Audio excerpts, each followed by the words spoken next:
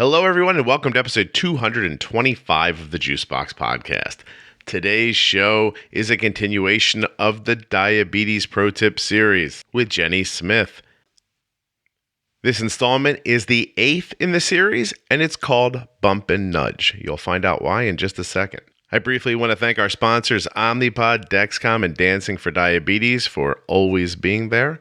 You can go to dexcom.com/juicebox, dancingfordiabetes.com, that's dancing the number 4 diabetes.com, or myomnipod.com/juicebox to find out more. There are also links in the show notes of your podcast player and at juiceboxpodcast.com.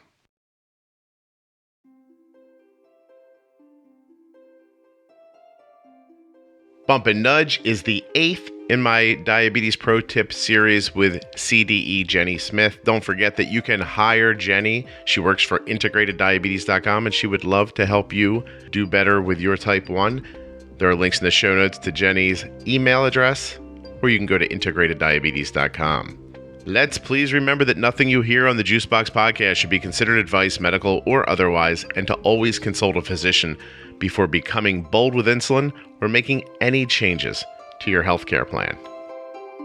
This is a short but really powerful and important episode. Please remember that the Diabetes Pro Tip series is designed to be listened to in order. Don't just jump in here. Go back to the beginning. This is installment 8 of the series. The first one was called Newly Diagnosed or Starting Over.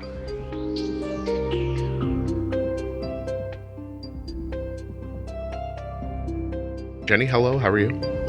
I'm good. How are you, Scott? So good. Yay.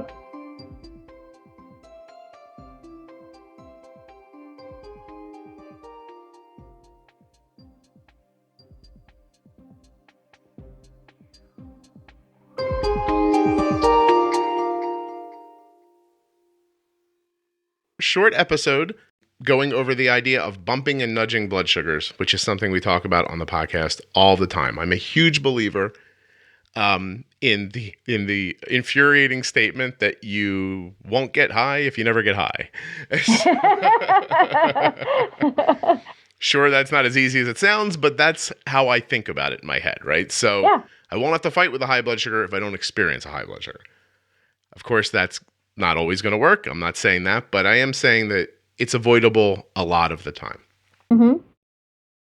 I think of it as bumping and nudging, just bumping and nudging. It could be bumping. I love that term. I love that. People love it, right? Yeah. You can do it with insulin. You can also do it with food. You can also do it with a deficit of insulin, which you can create with a temp basal. We're going to talk about it all right now. You can also do it with exercise. Ooh. Do you know I just interviewed somebody who you won't hear for 6 months, but a girl who has had type 1 diabetes since she was a little kid, and she's like, she was so compliant, like with whatever her mom asked. So she'd eat like celery all day if her blood sugar was high. But if she wanted a cookie, she would go exercise and then come back and say to her mother, I just ran around the house this many times. I went up and down the steps this many times. I would like my cookie now. And this was 100%. This was back when she was doing, oh gosh, the words just slipped out of my head. What's the old-timey insulin? Regular insulin? Regular and NPH. That's what she was doing. And NPH? And so back then she would do a little exercise to get her cookie. But this, by the way, this girl's delightful. You have to find the episode with her. My mom would do the same thing with me. We were at my grandparents' house usually in the summertime for a couple of weeks. Usually at that time of the year, it was rainy at least several days out of that time, and I couldn't do anything outside. She would have me run around my grandmother's kitchen table, and they had a pretty big dining room because it was a farmhouse. And I would literally, my mom would be, you need to run around. You need to move. You need to move. And I was like, okay. I mean, at that point, I was just like, sure, I guess I'll move, Will there be a snack after this? I guess it's all right. So yeah. Yes. Okay. So basically, we'll start with this. If you have a glucose monitor, you can't think about the alarms the way you're thinking about them right now. You have to, your low alarm, you should put wherever you think you need to know, like whatever gives you enough time to react. I don't care what that is. That's up to you completely. Ours is at 70. Some people put theirs at 60, 80, whatever. I don't care. It's the high alarm that I care about, because you need to be able to react to a rising blood sugar quickly. When you react to it quickly, you're able often to react to it with less insulin. 100%, yes. Right. It takes less insulin to stop a 120 diagonal up than it does to stop a 150 or a 180 straight up or 200 2 arrows up. You could have avoided the problem that you're having now 45 minutes ago if you knew it was coming, right? Right. Now, people will say, but Scott, I don't want this thing to alarm all the time. And it's going to bother me and my kids at school. And I hear all your complaints. Put them away. And here's why. Eventually, if you listen to these podcasts long enough, these concepts will lead to a world where you don't really ever leave your 120 blood sugar. So you won't get a ton of alarms. And on the days when that happens, I don't know, mute your phone. But don't make a bad decision to avoid a problem that I think is avoidable. And so I know I've said this a billion times, but it belongs in this episode. And I know I talk about driving a lot. But when you're driving and you find yourself just kind of drifting off of the road, you don't turn the wheel 90 degrees to the left to avoid the curb. It's this almost imperceivable turn of the wheel. You're just nudging it back the tiniest bit. Yep. That's how you avoid swerving into the oncoming traffic because you've only turned it a little bit. This is how you stay off the diabetes roller coaster. It is that simple, right? So you stop a rise before it can happen, and you use such a small amount of insulin that the likelihood of being low after you've done that is mostly imperceivable. Right. How much does that make sense, Jenny? Where should this be on the Mount Rushmore of diabetes thoughts? I think it should be right there, taught along with the early information of insulin use. It really should be. It should be right there with when you're prescribed insulin. This is our target for high blood sugar should really, in my professional opinion, it should be ratcheted down. We should not be being told that post-meal blood sugars of 200 or 220 for kids is appropriate only because it's safe. Right. And safe in as much as you're not going to have a seizure. Correct. Because of it. Correct. I mean, am I saying that you're aiming for, no rise at all? No. Am I saying that you're aiming to stay, if you've been consistently rising to 250 and your alarm isn't set to 250 or 300, maybe you bring it down to 200 for a little bit. And then maybe you bring your high alarm down to 180 or you bring it down to 160. But as you do that, like you said, you're going to see it takes a lot less to address a rise than it does to correct a blood sugar that's already too high. Right. And in the beginning, this will take more of your effort. But as time goes on, it takes nothing. It really does. I know sometimes I'll explode a bolus out on screen when I'm doing a talk, right? And when you blow it up like that and show all the decisions that were made, you think, wow, this does look like a ton of effort. Right. So I always have to start by telling people what you're viewing up here encompassed about 3 seconds of my thought spread out over 5 minutes, right? Right. You'll spend more time in it initially than you will one day. And so it's the same with this idea. I know it feels like if you set it at 120, it's always going to be beeping, but one day it won't be. And wouldn't you rather be bothered even on a bad day, on a quote unquote bad day? Wouldn't you like to be bothered 5 times to bump a 120 back down? That might take up 20 minutes of your overall day than to be stuck in a 300 blood sugar and everything that comes with it all day long, right? Right. Little bits of effort, little bits of insulin, way better, way, way, way, way better to avoid the highs, because you can't get high if you never get high. You can stop it from happening. Does it always work? It doesn't always work.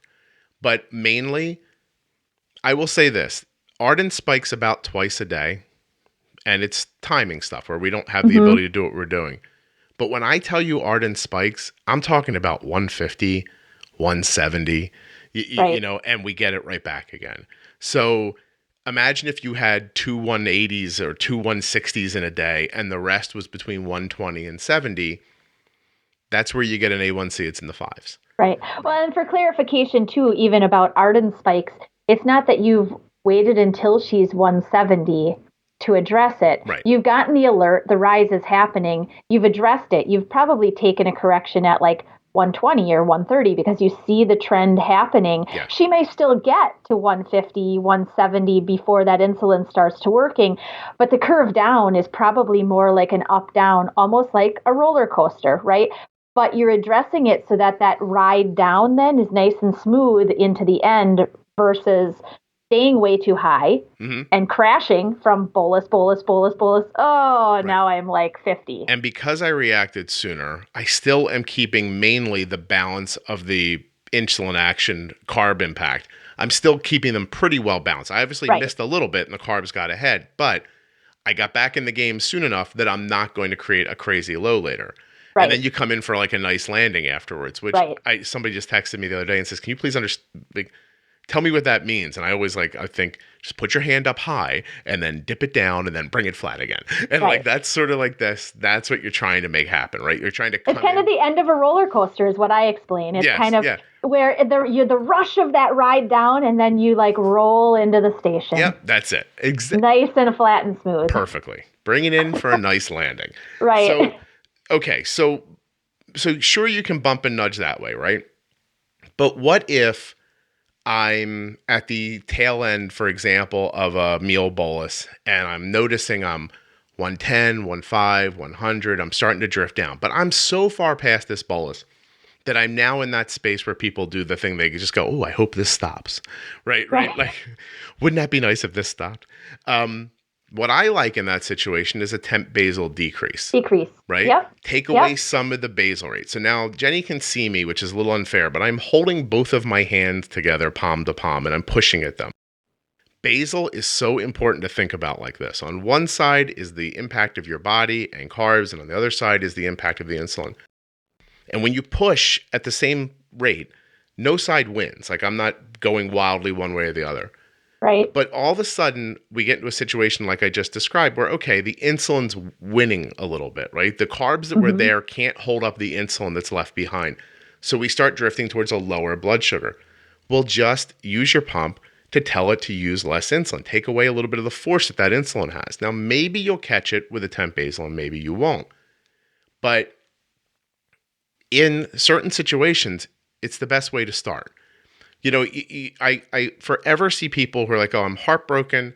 I had to give my kid juice overnight.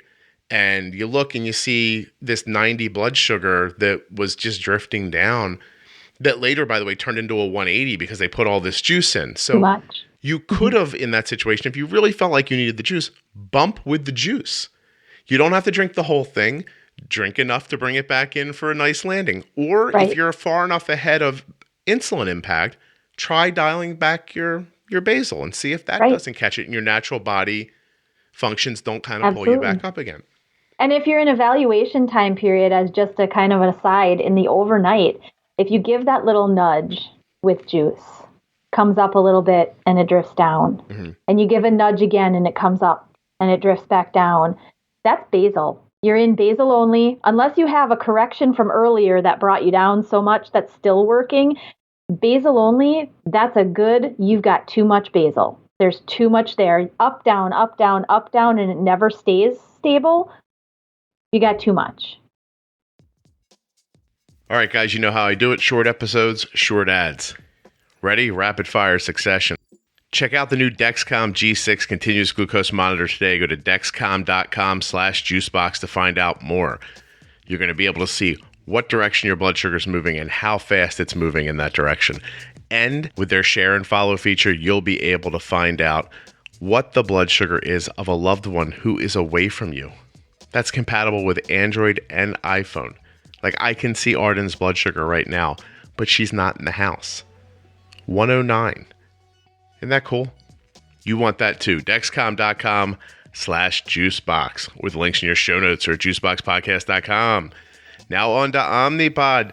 Omnipod is the only tubeless insulin pump in the world. It's the insulin pump that Arden's been using for over a decade. And trust me, you want to check it out.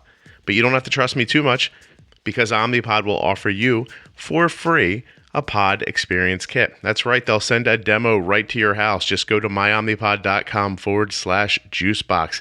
put in your name and your address, click in, enter there, whatever it's called, the button, I don't know, click, click, click, and they'll send it right to your house. You can hold it, feel it, try it on, wear it, see what you think, and decide for yourself. You don't need to trust me. You can trust your eyes. Last thing, I need you to support Dancing for Diabetes. I want you to go to dancing4diabetes.com and check them out on Facebook and Instagram. Great organization doing wonderful things for children with diabetes through dance. I say a lot that when you find yourself bolusing too often, your basal's probably too low. If you find yourself having to address in that situation too often with food, your basal's likely too high. Right. There. Right. And you want to stop nudging as much as you can. Yeah. We all want to go to sleep, and nobody wants to drink juice in the middle of the night. No. And that's all the things we're trying to avoid right here. And I know a lot of it still sounds like, oh yeah, buddy, that sounds nice, but how do I accomplish this? I think that by now you're getting towards the end of this series. I think Jenny and I have laid it out pretty well a couple of different ways here. So, and important to remember, because if you've ever spoken to me privately, if you listen long enough, I will beat into your head over and over again. It's about timing and amount. It's about timing and amount. Even with basal, even though you don't think of it the same way because basal doesn't all go in at the same time. If your basal rate is too high, you have too much insulin and at the wrong time. So I've simplified diabetes down to like a handful of ideas that are sometimes so distilled that even when I say them out loud, I go, does it just sound ridiculous to people when they hear it? But please trust me. At the end of this series, I'm going to go over all these ideas in simple sentences. It'll be a very short episode. You remember those sentences, apply what you've heard here. You're going to be on your way. I can't promise, but I swear I've seen it happen enough that I believe. Make a little print-off sheet, Scott. Oh, I don't want to give it away. I want to have to come back and listen to the podcast. I know, they should listen to the podcast. I know. Well, the full ideas are really behind all of those little simple statements. So if you had just a little simple statement, you're like, I need to know what that means. And those reminders, I use them too. Yeah. So I've had times where I'm like, what is happening? Because it's life, right? Like stuff's going on. You don't know. I'm like, why am I bolusing all the time? And I actually stopped myself one time and I remember standing in my kitchen thinking, what would I tell someone if they asked me this? And I know that's ridiculous, but I was like, oh my God, her basal needs to be increased. Boom. And I was like, I should have listened to me. Like for days, I was like, what's the problem here? So you'll get those like simple ideas broken down into sentences that you can kind of repeat and keep in your head, should reignite the ideas that you heard in the podcast. Okay. So to go over this again, because it's in a different episode, you need to think about how food affects your blood sugar. Sure. You need to think about how insulin affects your blood sugar. Sure. But always to remember that you need to understand how the food affects the insulin. So you can reverse engineer ideas. You're so used to thinking, I have this high blood sugar and I'm trying to force it down with insulin. Well, what if you have a low blood sugar and you're trying to force it up with food? I don't want to use too much. That starts us off on that roller coaster, right? We forget to believe that what we know is going to happen is going to happen. We put in this food for a low blood sugar. We shoot up. Now our insulin's mistimed. We eventually put in enough insulin. It gets mistimed with the food. The food now digests through your system. All the insulin's left. You fly back down again. Oh my God, what do? I throw in more food. Then I wait and I get high. And then you start looking at the garage and thinking, I'm just going to pull the door down, start the car, put on my favorite album, and go to sleep. Right? But we don't need to do that. What we need to do is to bump and nudge with the food as well.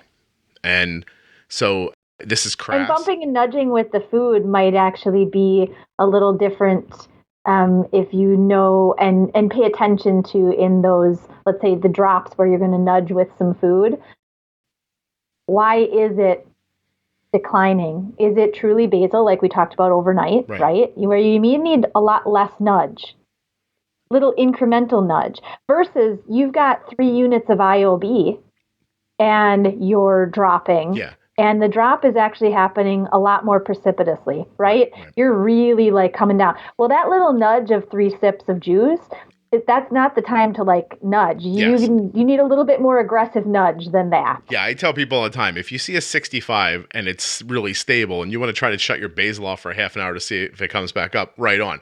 But if it's a 65 and dropping like a stone, for the love of God, drink a juice, eat a banana, shut your basal off. Like you've really messed up somewhere. So But something's just not quite right. Right. But the opposite idea of that is, and I'm going to quote a mom that I spoke to.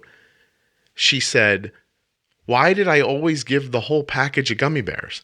Why did I just automatically think because I opened the package, he had to eat all of the gummy bears? Why not two gummy bears or 3? Because 15 carbs, 15 minutes. 15 carbs, 15 minutes. Right. Bad advice you got from a doctor one time. And it was, again, it comes to the safety, right? It comes to the safety piece of this is an easy rip-off, in the moment. This is just, please do this because it will at least alleviate the low. Right. You'll be safe. It's jamming on the brakes 100 yards before you have to stop because you can't be 100% certain you're going to be able to stop, but before you get the 100 yards away. Because the doctor's not with you, because they don't know the situation, because they don't want you calling them on the phone every 5 minutes going, now I bolused, because I'm going to tell you, when some people start explaining to me their boluses, I'm like, look, I'm good at this, but that is hard to get straight in your head when someone's, and you know they're keeping something, they're forgetting something.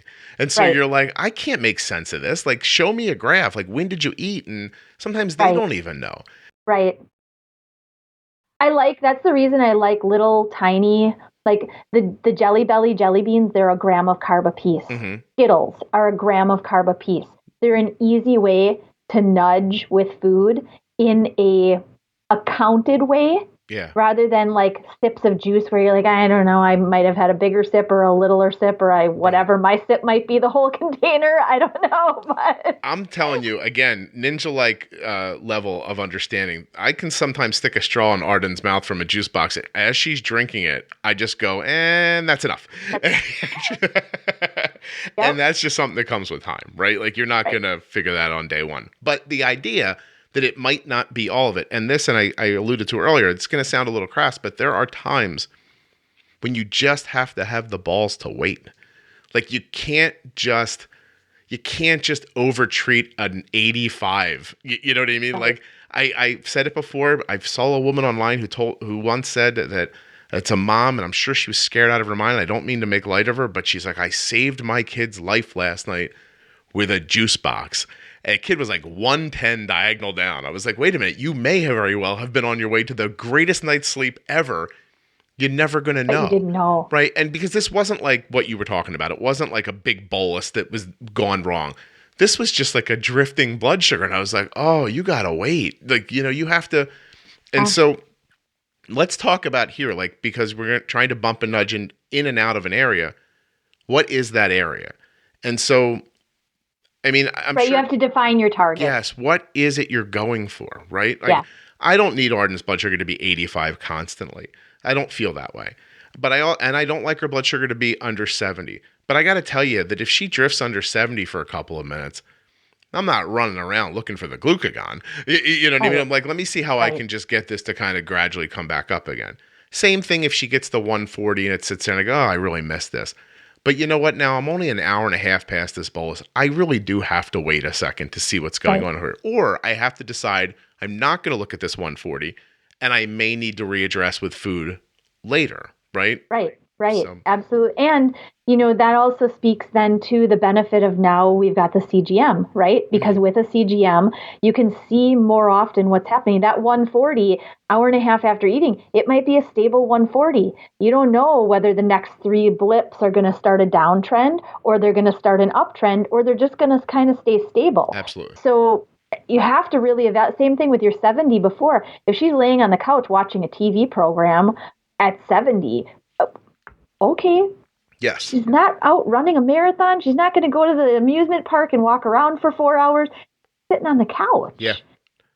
Yeah. So and even, it's by the way, even when Arden is like incredibly active on a hot day playing softball, I still like a blood sugar right around 90. And so if I see 90 trying to get away from me, it could be just, you have a Gatorade with you, take 2 splashes of Gatorade, then go back to the water. Or, have half of this juice box. Or are you hungry? Sometimes people are hungry.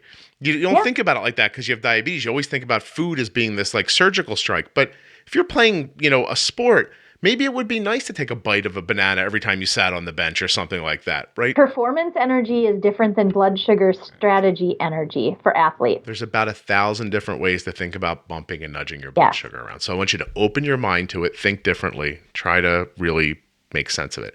Jenny's got to go. She's got a life, okay? She's got to work. And so I'm going to let her go and say thank you. Absolutely. Always nice. Jenny, I'll talk to you soon.